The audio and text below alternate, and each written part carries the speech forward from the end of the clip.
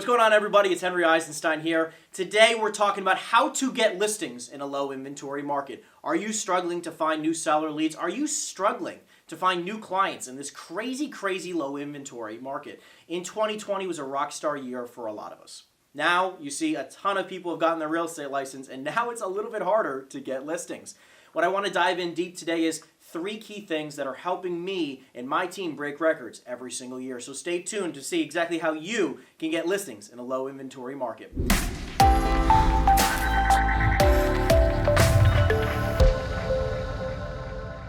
So let's dive right into it. And I don't know about you, but here in New Jersey, realtors are rioting the streets. There's a ton of people going crazy. How do I get listings? Number 1 is do not be afraid to get on the phone. And I know I say this in a lot of videos, and I know a lot of you are going to be like, what does that even mean? What do you mean get on the phone? Well, let's dive deep. Who can you be calling right now to get a listing? Call it referrals, really, from people that know us, like us, trust us. Call it your sphere of influence, your SOI. Your sphere of influence are people who know you, like you, trust you, appreciate who you are, and know how to refer you some business. So make sure you're picking up the phone and reaching out to every single person you possibly know in your contact book. That's just number 1. Let's dive super deep. You can also be calling expireds. Now listen, a lot of you go, when I say the word expired, you're thinking about current expired listings, which there really isn't a lot of them.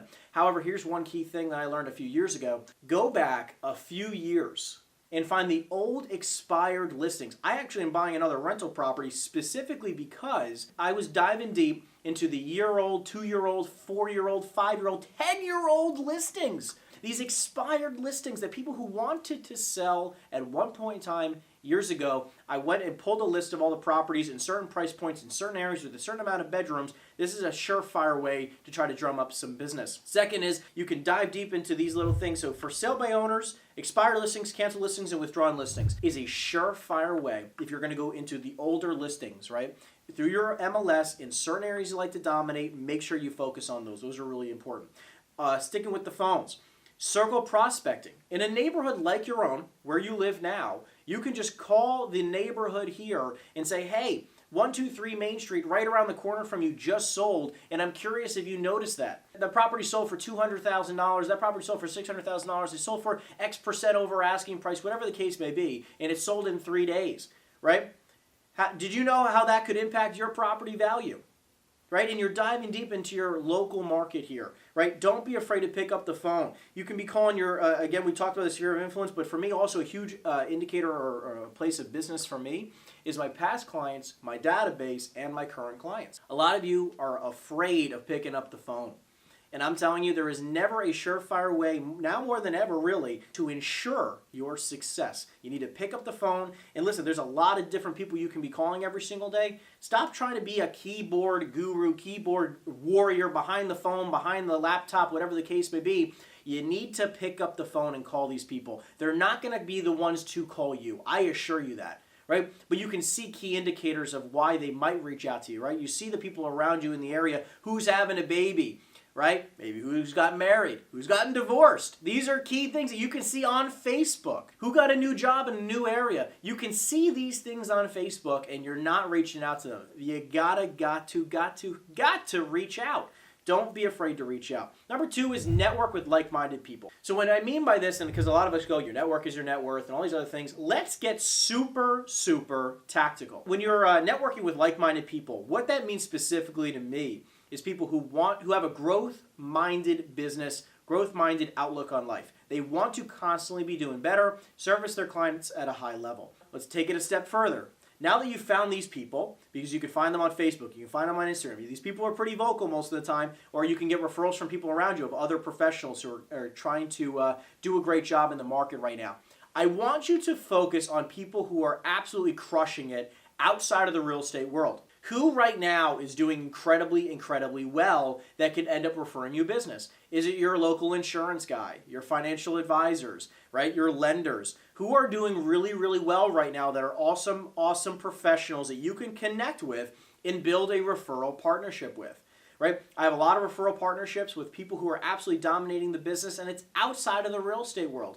This network expansion will be the reason why you'll start to see some success, right? It's what's exploded my business over the last couple of years. You're also basically expanding your sales team, expanding your reach when you start networking with these people who are constantly trying to push you in front of the right people. Because when a financial advisor is talking to their client, and their client is like thinking, well look, I've made quite a sum of money in the stock market right now. What can I do with my money?